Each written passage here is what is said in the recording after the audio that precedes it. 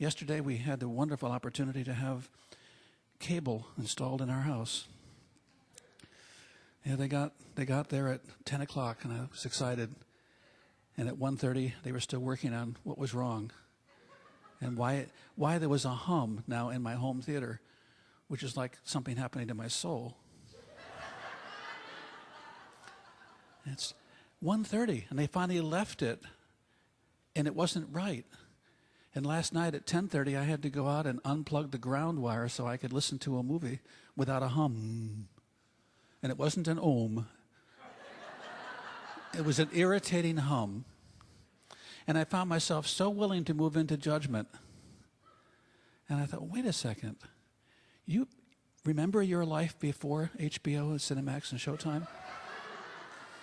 I actually had one. I shook a little. I was scared. I turned off the TV.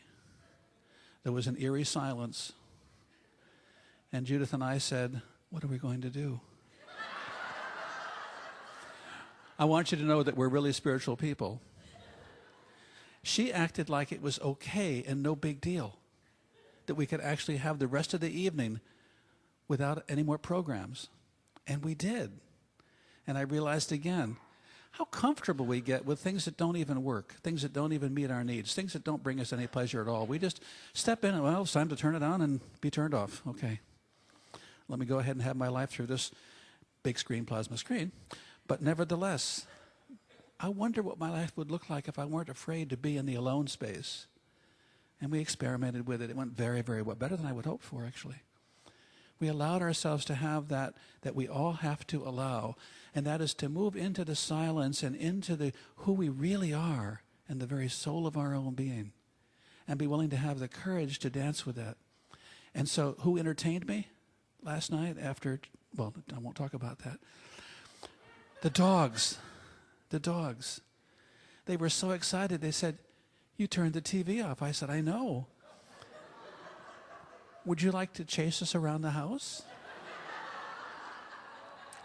I said, what an idea. So I chased Murphy, and Murphy chased Marcus, and then Marcus chased me, and we had fun. We just ran around the house like we could. You know, treating yourself to treatment is running around your own consciousness like you can.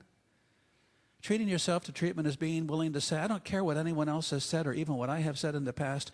I'm living my life of possibility now. I don't care if I'm 110 or 10. If I'm here to be alive.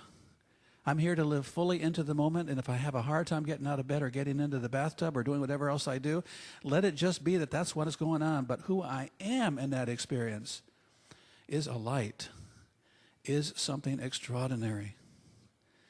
This is the greatest adventure you're ever going to have, this thing called your life. Some of us, myself included, forget.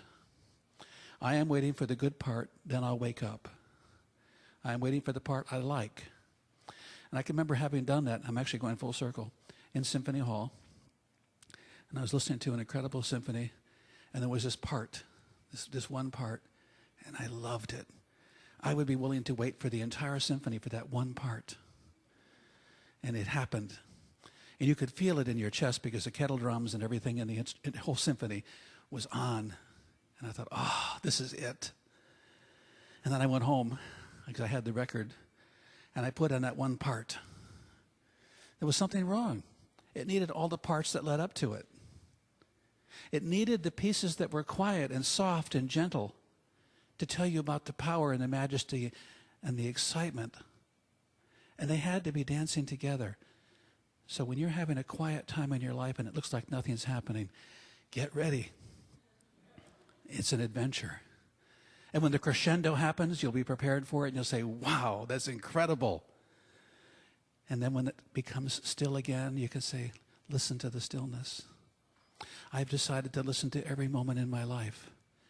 I have decided to live into every moment of my life. Because I don't want to have it said when I die and I get to whatever gate there is, and the person who's there says to me, so what do you think? And I said, I was this close to living. If I'm going to die, I want to have lived first. And the measure of the length of your life isn't how long you lived. It's how fully you lived. If you can live to the top and the bottom of your life, it will well exceed all your years. And that's important. So I'm going to bring us into a treatment mode now where I ask you to close your eyes and be with me in the recognition that the power that is God, the power that is the dream, that is the vision, that is the joy, that is the love, that is in you, that has its being in every cell of your body, desires expression, lives to be full in expression. And so I say now, I am that divine expression of love. I am that perfection expressing in every thought and idea, in every moment. And I know that the goodness that is my goodness is contagious, highly contagious. And I delight in how it's spreading. I delight in how I know that that love that is God, that is in me, is in every other soul. And today I am awake to it. I am ready for it. I am alive with it. And it is good. And it is so. And so it is. And thank you for being here.